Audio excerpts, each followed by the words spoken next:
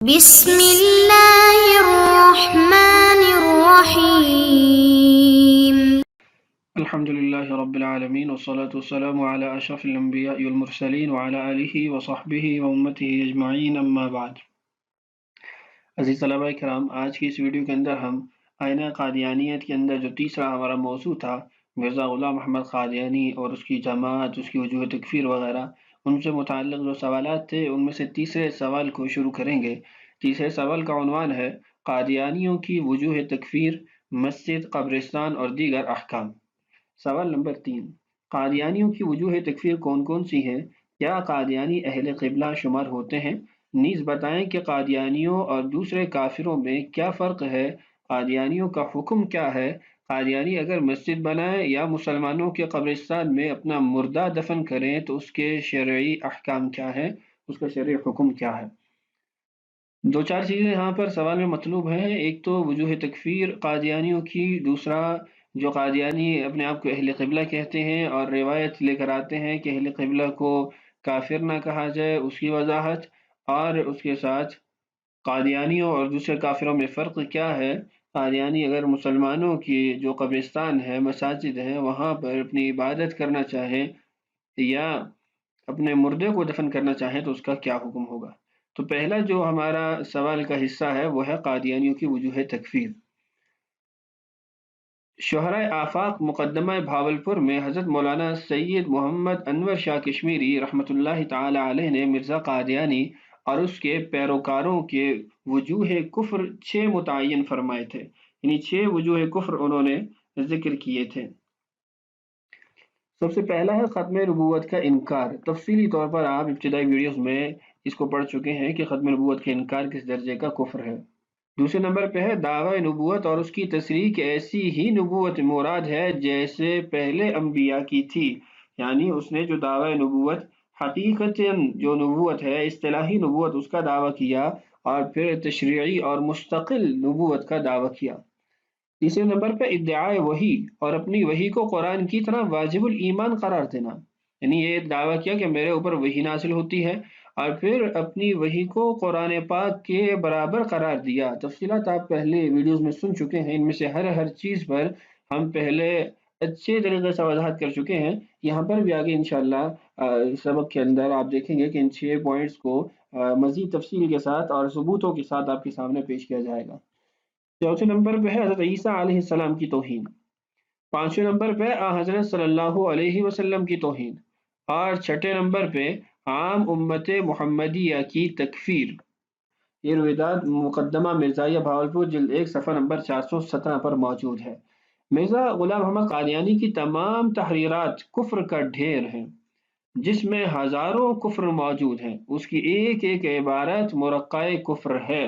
اس بات کی آپ وضاحت اس سے اندازہ لگا لیں کہ حضرت مولانا ادریس کاندیلوی رحمہ اللہ نے اپنے رسالہ کے آخر کے اندر اس بات کو لکھا کہ مرزا قادیانی کے کفر کی جزیات کا شمار تو ہمارے احاطہ قدرت سے باہر ہے، واللہ بکل شیء محیط۔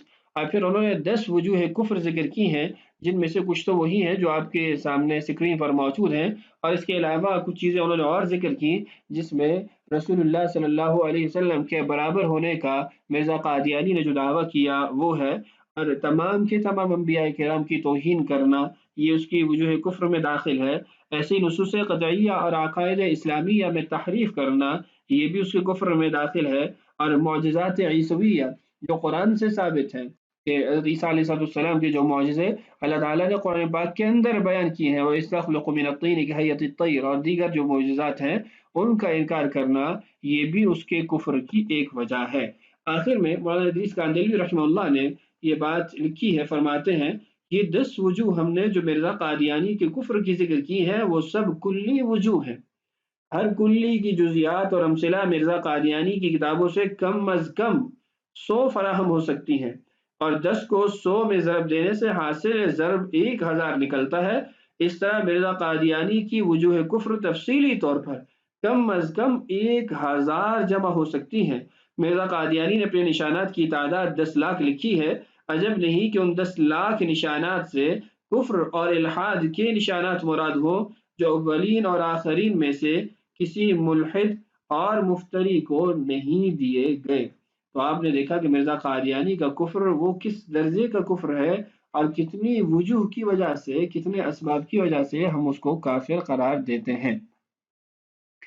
حضرت مولانا سید محمد انور شاہ کشمیری قدس سرہ فرمایا کرتے تھے، مسیلمہ کذاب اور مسیلمہ پنجاب یعنی مرزا غلام احمد قادیانی کا کفر فرعون کے کفر سے بڑھ کر ہے۔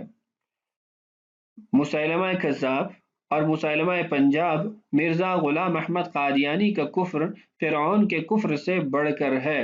وجہ اس کی یہ بیان فرماتے تھے کہ فرعون نے دعوی الوہیت کیا تھا، رب ہونے کا دعوی ربوبیت کیا تھا، اس نے اپنے آپ کو رب قرار دیا تھا، اور ہر آدمی کو معلوم ہے کہ رب کھاتا نہیں ہے، رب پیتا نہیں ہے، رب کو بیماری نہیں لاحق ہوتی، ایسے ہی رب کو ضروریات نہیں ہوتی، اور بہت سارے ایسے امور، بشری امور اس میں ہیں جو رب کے اندر نہیں ہو سکتے، تو اس کا بہکانا بڑا مشکل کام تھا۔ اس کے لیے اس کو اتنا آسان نہیں تھا کہ ان لوگوں سے اپنے آپ کو رب کہلوا سکے، جبکہ جو نبی ہوتے ہیں وہ بشر میں سے ہی ہوتے ہیں۔ تو مرزا قادیانی اس نے نبوت کا دعویٰ کیا، تو اس کے جال میں لوگوں کا پھنسنا آسان تھا بنسبت فرعون کے جال کے، کہ اس کے اندر انسانوں کا پھنسنا بظاہر مشکل تھا۔ دوسرا قول حضرت کا، تو وہ فرماتے تھے کہ جو مرزا غلام احمد قادیانی ہے، اس کا کفر وہ شیطان کے کفر سے بھی بڑا ہے، یعنی یہ شیطان سے بھی بڑا اسلام کا دشمن ہے، شیطان سے بھی بڑا یہ انبیاء کا دشمن ہے۔ اس کی وجہ کیا ہے؟ اس کی وجہ یہ ہے کہ شیطان کو اللہ تعالیٰ نے صرف ایک نبی کے سامنے سجدہ کرنے کا حکم دیا تھا، تو اس نے توہین کی، انا خیر منہ خلقتنی من نار وخلقتہ من طین، کہ میں ان سے بہتر ہوں، ان کو آپ نے مٹی سے پیدا کیا اور مجھے آپ نے آگ سے پیدا کیا۔ تفصیلات آپ تفسیر میں پڑھ چکے ہیں۔ تو اس نے ایک نبی کی توہین کی تھی، جبکہ مرزا قادیانی نے تمام انبیاء کی توہین کی ہے، حضرت صلی اللہ علیہ وسلم کی مبارک ذات کی توہین کی ہے، سیدنا عیسیٰ، سیدنا موسیٰ علیہما صلوات و تسلیمات کی توہین کی ہے۔ ایسے ہی بعض عبارتیں اس کی ایسے ہیں جن میں اس نے بالعموم تمام کے تمام انبیاء کرام کی گستاخی کی ہے۔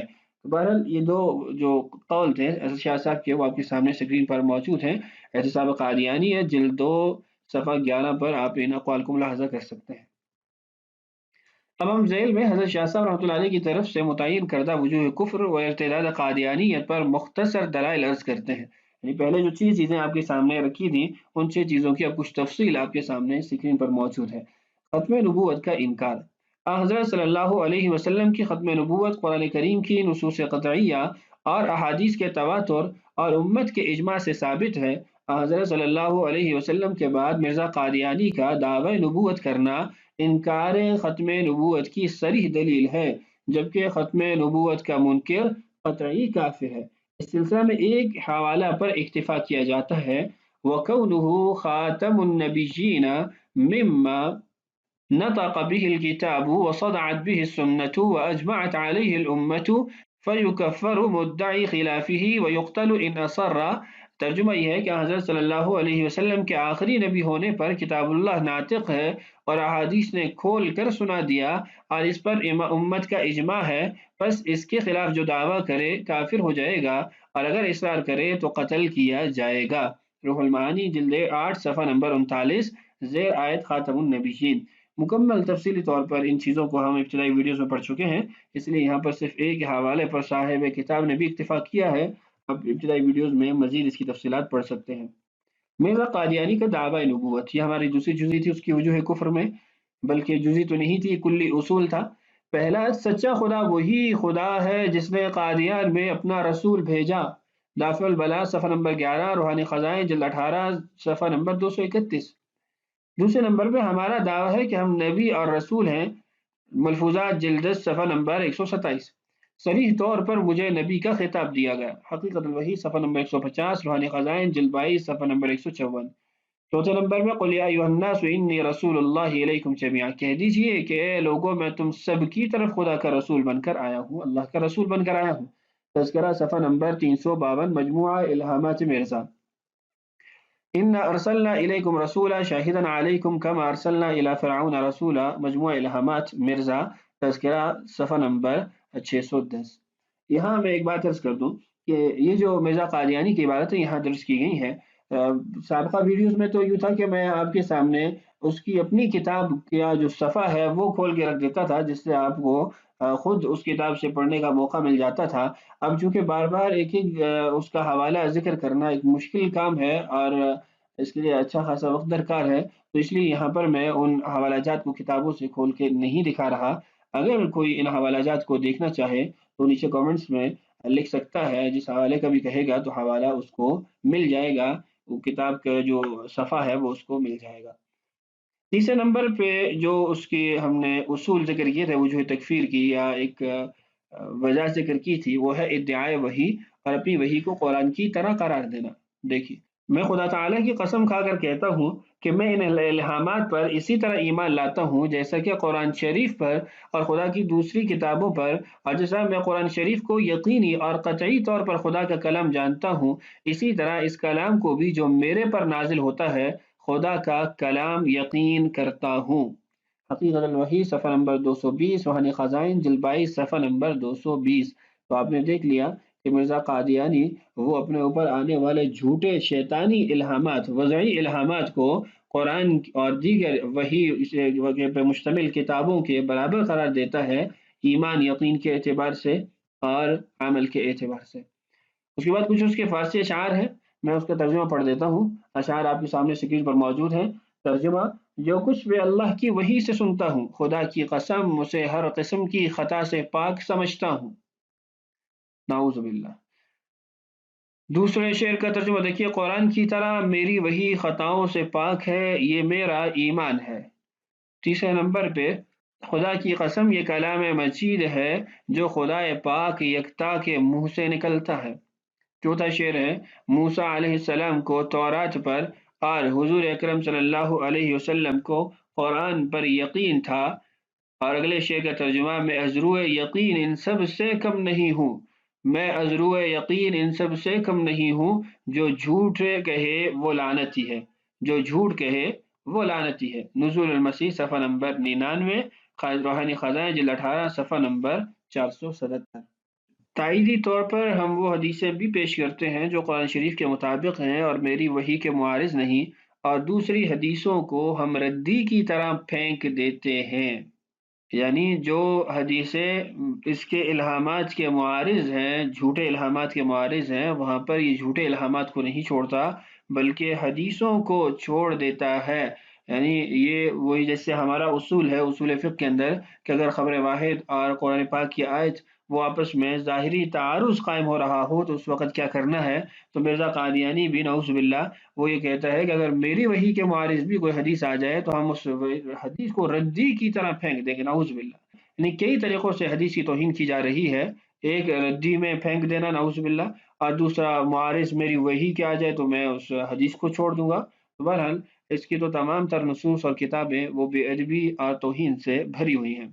یہاں پر مرزا قادیانی کے دعوی نبوت پر صرف 3 حوالوں کا اکتفا کیا گیا، اور تیسرے حوالے مرزا قادیانی نہ صرف اپنی وحی کو قرآن کی سطح پر لایا بلکہ اس نے احادیث کی توہین کا بھی ارتکاب کیا ہے۔ چوتھے نمبر پہ جو اس کی وجہ کفر ذکر کی گئی تھی وہ حضرت عیسیٰ علیہ السلام کی توہین ہے۔ دیکھیے، خدا نے اس امت میں سے مسیح موعود بھیجا جو اس سے پہلے مسیح سے اپنے تمام شان میں بڑھ کر ہے، اور اس نے اس دوسرے مسیح کا نام غلام احمد رکھا ہے۔ دافع البلاد صفحہ نمبر 13، روحانی خزائن جلد 18 صفحہ نمبر 233۔ دوسرا اقتباس دیکھیے: خدا نے اس امت میں سے مسیح موعود بھیجا جو اس سے پہلے مسیح سے اپنی تمام شان میں بہت بڑھ کر ہے، مجھے قسم ہے اس ذات کی جس کے ہاتھ میں میری جان ہے، اگر مسیح ابن مریم میرے زمانہ میں ہوتا تو وہ کام جو میں کر سکتا ہوں وہ ہرگز نہ کر سکتا، اور وہ نشان جو مجھ سے ظاہر ہو رہے ہیں وہ ہرگز نہ دکھلا سکتا۔ حقیقت الوحی صفحہ نمبر 148، روحانی خزائن جلد 22 صفحہ نمبر 152۔ تیسرا اقتباس دیکھیے: اور مجھے قسم ہے اس ذات کی جس کے ہاتھ میں میری جان ہے، اگر مسیح ابن مریم میرے زمانے میں ہوتا تو وہ کام جو میں کر سکتا ہوں وہ ہرگز نہ کر سکتا، اور وہ نشان جو مجھ سے ظاہر ہو رہے ہیں وہ ہرگز نہ دکھلا سکتا۔ کشتی نو صفحہ نمبر 56، روحانی خزائن جلد 19 صفحہ نمبر 60۔ چوتھا اقتباس: خدا تعالیٰ نے براہین احمدیہ حصص سابقہ میں میرا نام عیسیٰ رکھا، جو قرآن شریف کی آیتیں پیش گوئی کے طور پر حضرت عیسیٰ کی طرف منسوب تھی، وہ سب آیتیں میری طرف منسوب کر دیں، اور یہ بھی فرما دیا کہ تمہارے آنے کی خبر قرآن و حدیث میں موجود ہے۔ براہین احمدیہ حصہ پنجم، صفحہ نمبر 85، روحانی خزائن جلد 21، صفحہ نمبر 111۔ آخری حوالہ میں عبارت کے اس حصہ پر بھی توجہ فرمائیں کہ خدا تعالیٰ نے براہین احمدیہ حصہ سابقہ میں میرا نام عیسیٰ رکھا۔ کیا نعوذ باللہ مرزا کی کتاب براہین احمدیہ خدا تعالیٰ کی کتاب ہے؟ ایسا کہنا بذات خود مستقل کفر ہے۔ تو اس پوائنٹ کے اندر آپ نے دیکھا کہ کیسے اس ظالم نے حضرت عیسیٰ علیہ السلام جیسے اولو العزم پیغمبر، یعنی 5 بڑے اولو العزم پیغمبروں میں سیدنا عیسیٰ علیہ السلام کا شمار ہوتا ہے، کیسے ان کی توہین کی اور اپنے آپ کو ان سے اعلیٰ اور افضل قرار دیا، اور ان کے جو حق ہے یا ان کی جو عزت ہے اس میں کیسے کمی کرنے کی کوشش کی، اور گستاخیاں مختلف طریقوں سے اس نے کی ہیں، اور آخر میں جو آپ نے اقتباس دیکھا اس میں تو براہین احمدیہ کو خدا تعالیٰ کی طرف منسوب کیا، گویا وہ بھی وہی کی کتاب ہے۔ اللہ تعالیٰ اس فتنے سے انسانیت کی حفاظت فرمائے۔ انشاءاللہ براہین احمدیہ کے متعلق تو آگے مستقل ایک سبق ریکارڈ ہوگا، اس کے اندر آپ براہین احمدیہ کی حیثیت بھی دیکھ لیں گے اور مرزا قادیانی کی خربرد بھی معلوم ہو جائے گی۔ آج کی اس ویڈیو کے اندر ہم نے اس کی کفر کی جو 4 وجوہ ہیں جس کتاب میں مذکور ہیں وہ پڑھ لی ہیں۔ انشاءاللہ مزید جو اس کے کفر کی وجوہات ہیں اگلی ویڈیو میں ان کو بھی جانتے ہیں اور اپنے باقی مباحث کو بھی جاری رکھتے ہیں۔ اللہ تعالی ہم سب کا حامی و ناصر ہو، ہم سب کو اس فتنے سے اور تمام انسانیت کو محفوظ فرمائے۔ السلام علیکم ورحمۃ اللہ وبرکاتہ۔